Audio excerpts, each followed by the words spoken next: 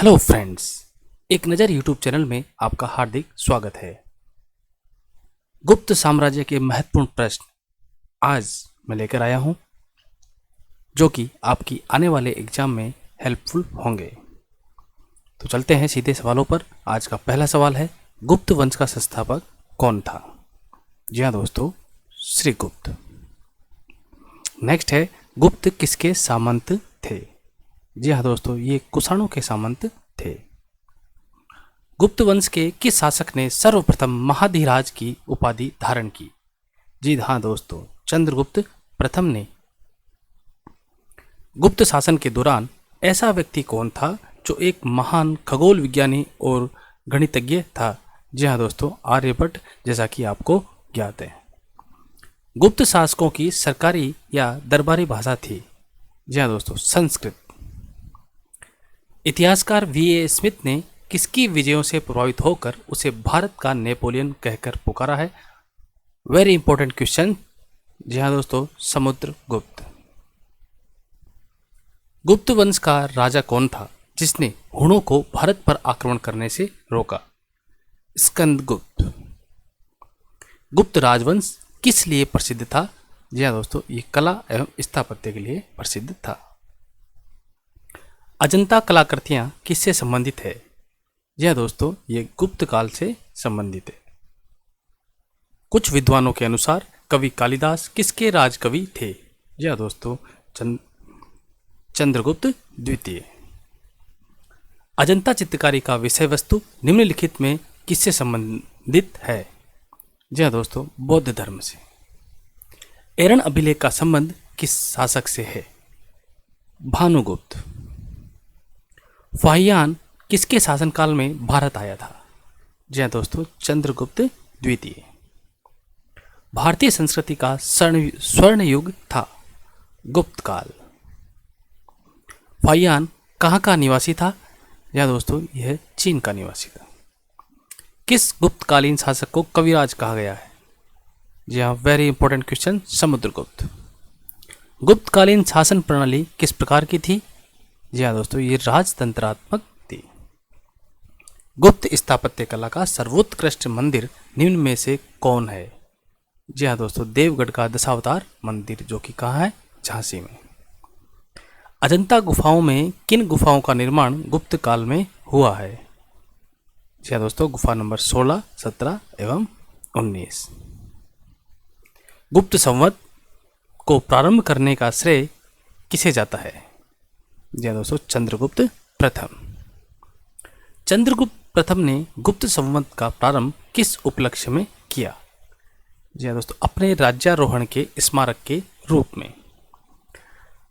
प्रयाग प्रशस्ति अभिलेख का लेखक हरिसेन किस शासक का दरबारी कवि था? जी हाँ दोस्तों, समुद्रगुप्त। गुप्त काल में सोने की मुद्रा को कहा जाता था? जी हाँ दोस्तों, दिनार। कुमार संभव महाकाव्य किस कवि ने लिखा था? जी हाँ दोस्तों, कालिदास। नगरों का क्रमिक पतन किस काल की एक महत्वपूर्ण विशेषता थी? गुप्त काल। कालिदास द्वारा रचित मालविकाग्निमित्र नाटक का नायक था? अग्निमित्र। समुद्रगुप्त की सैनिक उपलब्धियों का वर्णन उसके किस अभिलेख में उपलब्ध है? प्रयाग के अभिलेख में। निम्न में किस काल में स्त्रियों की पुरुषों से बराबरी थी? गुप्त काल में। कौन सा राजवंश हुणों के आक्रमण से अत्यंत विचलित हुआ? जी हाँ दोस्तों, गुप्त राजवंश। निम्नलिखित में से कौन सा नाटक कालिदास ने नहीं लिखा था? जी हाँ दोस्तों, जानकी हरण। गुप्त वंश ने अवधि में शासन किया? जी हाँ दोस्तों, 319 से 500 ईस्वी के मध्य इन्होंने शासन किया। बाल विवाह की प्रथा आरंभ हुई? जी हाँ दोस्तों, गुप्त काल में। नेक्स्ट क्वेश्चन है, सोने के सर्वाधिक सिक्के किस काल में जारी किए गए? जी हाँ दोस्तों, गुप्त काल में। यूरोपीय भाषा में अनुवादित प्रथम भारतीय ग्रंथ कौन सा है? वेरी इंपॉर्टेंट क्वेश्चन, अभिज्ञान शाकुंतलम। सती प्रथा का पहला उल्लेख कहाँ से मिलता है? जी हाँ दोस्तों, एरन अभिलेख से। गुप्तकालीन सिक्कों का सबसे बड़ा ढेर कहाँ से प्राप्त हुआ है? जी हाँ दोस्तों, बयाना, भरतपुर। किस गुप्त शासक को नालंदा विश्वविद्यालय का संस्थापक माना जाता है? वेरी इंपॉर्टेंट, कुमार गुप्त। गुप्त शासकों द्वारा जारी किए गए चांदी के सिक्के कहलाते थे, क्या कहलाते थे? रूपक। और सोने के सिक्के दिनार।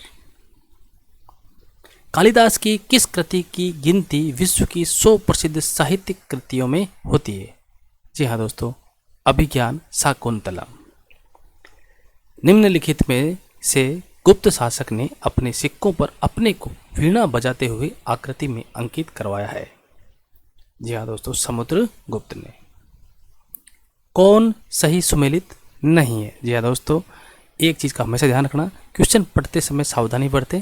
नहीं है पूछा है या कौन सुमेलित है, इसका विशेष ध्यान रखें।